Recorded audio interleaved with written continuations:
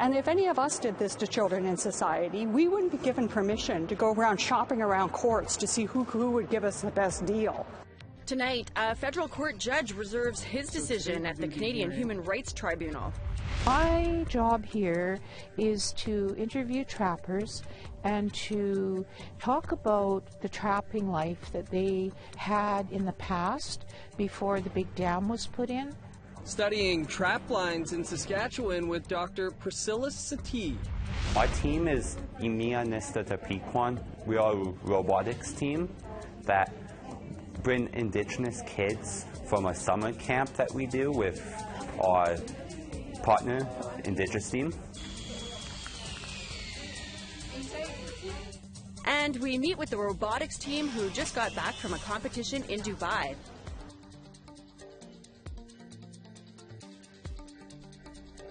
Good evening, welcome to APTN National News. I'm Dennis Ward. And I'm Melissa Ridgen. It was a short day in federal court Tuesday where a judge heard closing arguments in a case involving compensation for on-reserve kids wrongly taken by an underfunded child welfare system.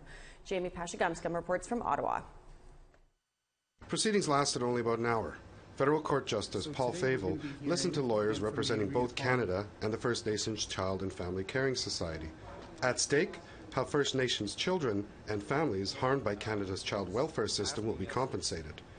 Federal lawyer Robert Frater says the Canadian Human Rights Tribunal's September 2019 order is an obstacle to compensating children properly. Canada is the only party apparently in favor of a discussion that is free from the shackles of the Tribunal's orders. We don't pretend to have all the answers here, but we are certainly committed to trying to come to an agreement with others. And we will certainly not be, when we engage in those discussions, discussing any sort of process that will lead to re-victimization, as we were accused of yesterday. Caring Society lawyer Sarah Clark said putting the government's application on hold would better serve victims, because the court would then have a chance to hear from the tribunal on what a just compensation process would look like. To do what Canada is asking, to say that let's have a broad, free discussion now that the compensation has been ordered, is to reward them, is to reward the wrongdoer in this case for sitting on its hands over the last 13 years. Now, while Mr. Frater says this morning, well, we only JR'd a couple of the decisions, the truth of the matter is, Your Honour, that this government has fought these children every single step of the way. Cindy Blackstock, who initiated the human rights complaint in 2007, believes Canada has ulterior motives. So it feels like they're kind of just trying to find a place that agrees with them. And as Mr. Frater said, they're the wrongdoer. And if any of us did this to children in society, we wouldn't be given permission to go around shopping around courts to see who would give us the best deal. It's about accepting responsibility as adults towards children and doing the right thing. Favel didn't give a specific date, but said he would make his decision quickly and as soon as possible. Jamie Pashagumskum, APTN National News, Ottawa. Following Tuesday's hearing, Cindy Blackstock received an unexpected gift. It's from 62-year-old Patricia Stacey, a day school survivor from Ganawage, who said that she burned tobacco Tuesday morning and then realized that she needed to be in Ottawa to support First Nations children in person. Myself, I'm a survivor of Indian day schools. I was a child, and I know what it is to be damaged. And nobody listens. Nobody wants to hear you. And it's very emotional because the children need to be heard. It's about time for Canada to stand up and do what's right by our Ongwe people, the first people of Canada. The Green Party's newest member became an official MP today.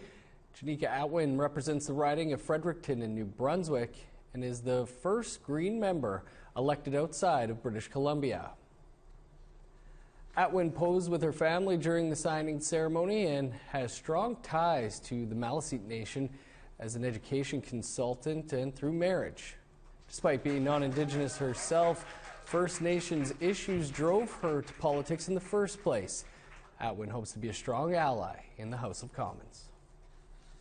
Well, a big part of it is just understanding what an ally is. So as a non-Indigenous person, and this has been something that's, been the focus of my education, my background, my career, my family. So it shows other Canadians that this is something that is important for all of us to consider. So I hope to be a really strong voice to make sure that other people ensure that these are top concerns for all of us.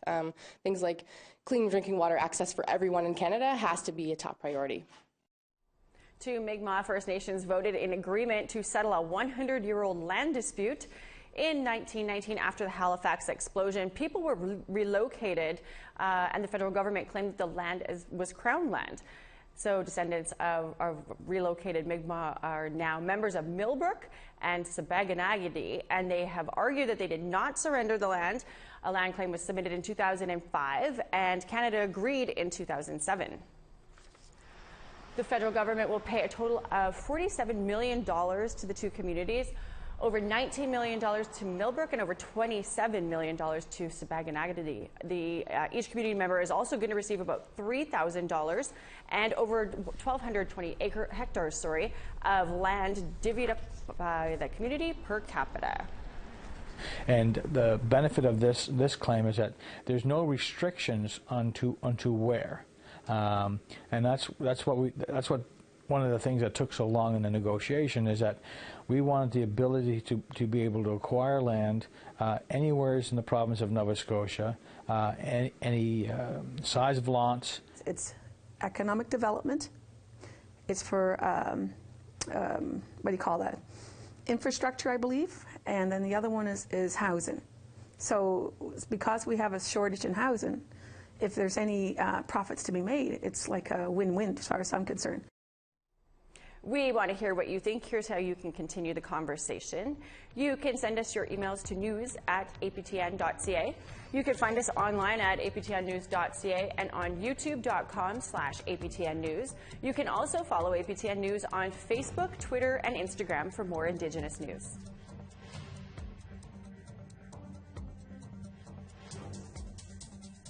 A stark warning from the United Nations today. The continued inaction on lowering greenhouse gas emissions will be disastrous to the planet. In its emissions gap report for 2019, the United Nations Environment Program says emissions will need to be curbed by 7% a year in order to stop average global temperatures from increasing by more than 1.5 degrees. If the status quo remains, the prediction is the world would be 3.2 degrees warmer by the year 2100, bringing with it a host of dangers. We're looking at a much higher intensity of forest fires, droughts, floods, storms, the thawing of permafrost, so changes to, for example, forestry roads or even roads in the northern parts of the world. And we're looking at changes in low-lying areas, so the floodings that we can see in Venice, that will be something that will be much more frequent. And the 10-term chief of Fort William First Nation is our guest on an all-new episode of Face to Face tonight. Recently, there have been tensions between the chief and the mayor of Thunder Bay. Earlier this year, Peter Collins called on Mayor Bill Morrow to remove himself from the embattled Thunder Bay Police Services Board. If you look at the findings of Senator Sinclair and Jerry McNeely and the recommendations going forward by both of those reports, and I guess Bill didn't really want to recognize some of those reports, and that's the reason why we've asked for his resignation. Well, but we have put that stuff behind us now, and I had a meeting with Mayor trying to close that gap again and start building a positive relationship with the Mayor of the city right now. First for Canada, a university north of 60. We'll have that story after the break, but first, here's tomorrow's weather forecast.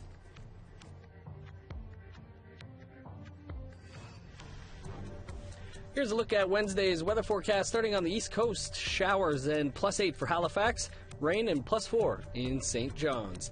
0 with rain for Nain, +1 and snow for Happy Valley, Goose Bay. 0 in Chibougamau, +4 and rain for Montreal. 11 above with showers for Toronto, +2 in showers in Ottawa, -3 with a rain-snow mix on the way for Thunder Bay and Wawa, -6 in Sioux Lookout.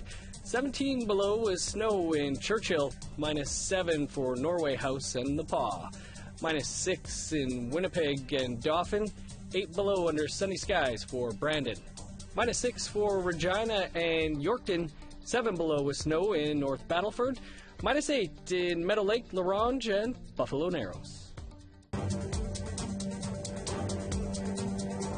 Welcome back. Canada will soon have its first university north of 60. On Wednesday, new legislation in the Yukon will receive assent, paving the way for the territory's college to become a university as of May 2020.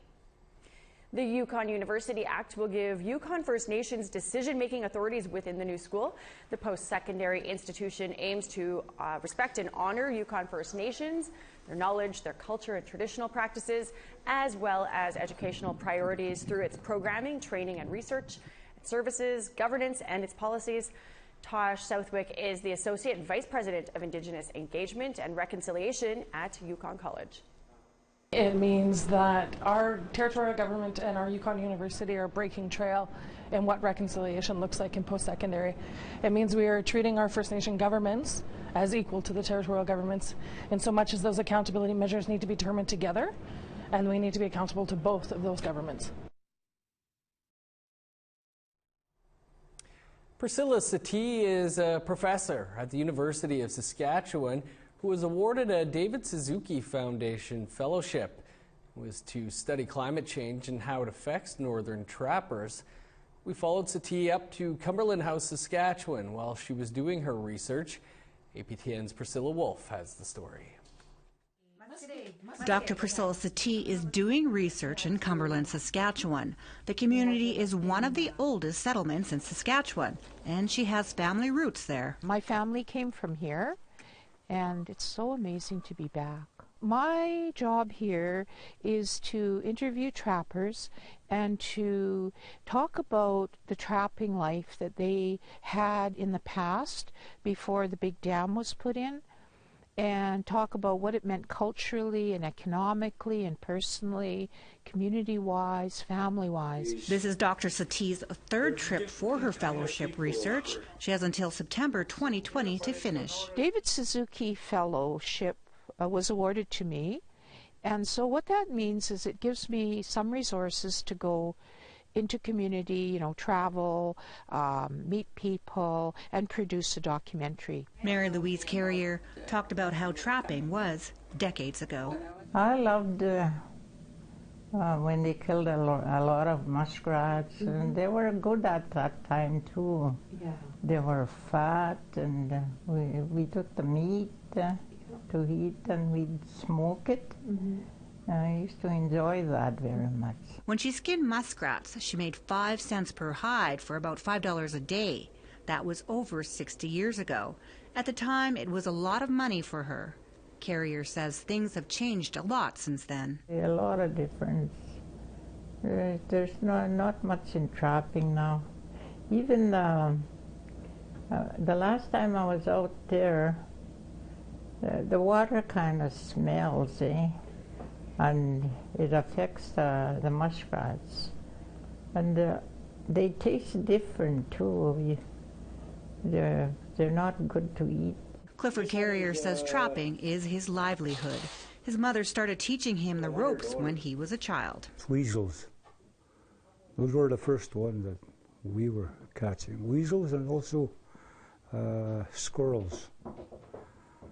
So that's where I got my training and education, and how to look after them, to cut them open and then to skin them, prepare them, shape them, form them, and then to dry them. Carrier says muskrat and other game like moose have declined. Approximately 20 years ago, the animals were abundant around Cumberland House. As far as the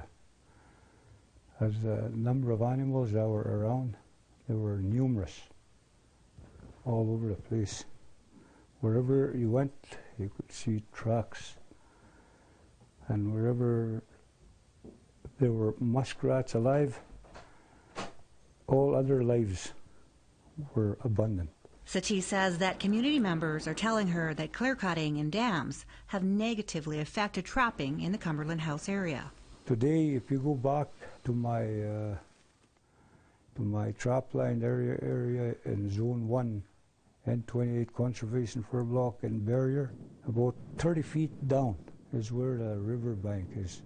And it used to be only 4 feet. That was a natural river bank. Now it's 30 feet. That's how low our water level has gone.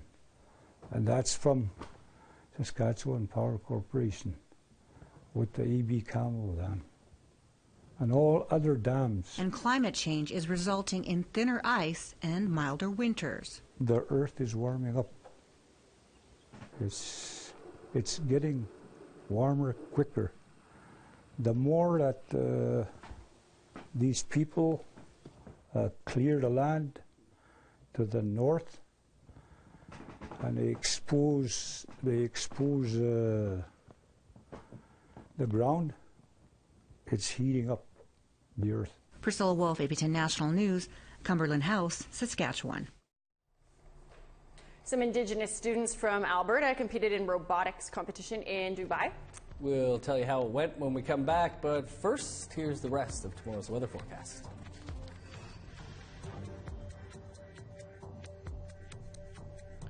Here's a look at the rest of Wednesday's weather forecast, picking back up in northern Alberta. Snow and -8 for Fort McMurray, -11 in High Level. 6 below with snow for Medicine Hat, -9 and snow in Red Deer. Sunny on the west coast, +8 for Campbell River and Victoria. 15 below under sunny skies in Dease Lake, -5 in Smithers. 13 below and snow in Old Crow, sunny and 11 below for Whitehorse. -9 in Fort Liard and Trout Lake, 11 below for Yellowknife. -12 in Sax Harbor, -3 for Inuvik and Fort McPherson. 24 below for Baker Lake, -23 in Whale Cove, -22 for Chesterfield. 23 below and snow in Resolute, +1 in Iqaluit.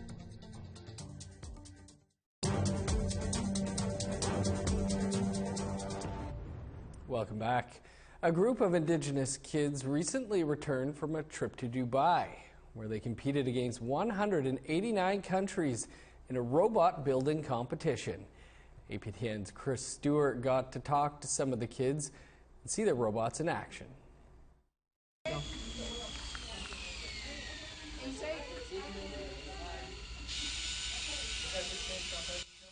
Tristan and Quentin Norris are very proud of their robot. They are part of a Calgary-based team who puts these things together. Our team is Indigenous.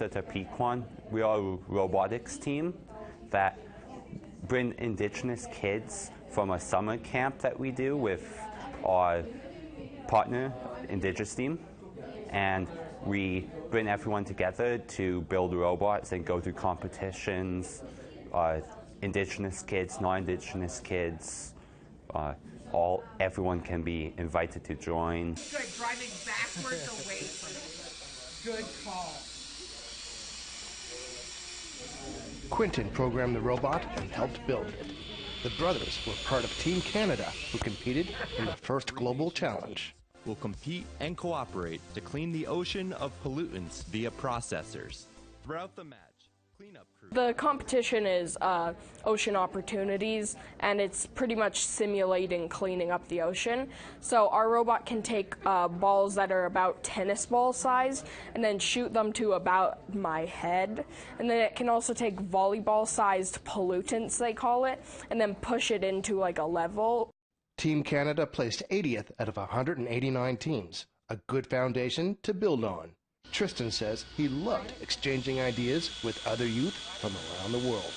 I like learning about everyone's culture and talking about my culture and how, like, I brought a drum and taught how the drum was, like, sacred to our culture, and talk about other teams' cultures and what they eat, what they do in their culture. Sheila Norris is Quentin and Tristan's mother, and she also works for Indigenous team. Their goal is to get kids involved in STEM, which means science, technology, engineering, and mathematics. She wants to see the robotics program expand. That's what our future plans are, is to get Indigenous kids into robotics, into STEM, and get them all the reserves to have that. So if they're interested, please contact Indigenous. The kids are already preparing for their next competition in Edmonton. Chris Stewart, APTN National News, Calgary. Amazing work by those kids. Now to Sudbury, where another Indigenous teenager, but this time he's practicing lines before heading to Oklahoma for an important acting role this month. Phoenix Wilson has previously acted in shows such as Longmire and Letterkenny and is looking forward to this new challenge. CTV's Lindsay Alick reports. Practice makes perfect. 14-year-old Phoenix Wilson says he has been going over his lines for the last few weeks in preparation for his latest role in the film Wild Indian. He will share the role of Mi'kmaq with actor Chess K. Spencer, best known for his work in the Twilight film series. Serious coming of age, and my character, I can't really give it away. I can't really say too much about it. That's really all I can say. I'm just a very disrupted child. In real life, Wilson is far from the character he plays. His teacher, Christina Thompson, says although he will be missing school for 2 weeks, she believes his acting career is helping him academically. Right now, we're actually working on movie trailers, and he was very excited, and he wanted to work on it on his own because he had his own ideas. So his project was completed fairly quickly. So the pace that he's used to probably being in the film industry is helping him out in my class. Wilson isn't new to acting. He began working at the age of 6, and while he's not sure if it's his permanent job, he feels privileged to tell Indigenous stories through his work. I hope I get casted for various films, and if it doesn't, I already have what I want to do planned out.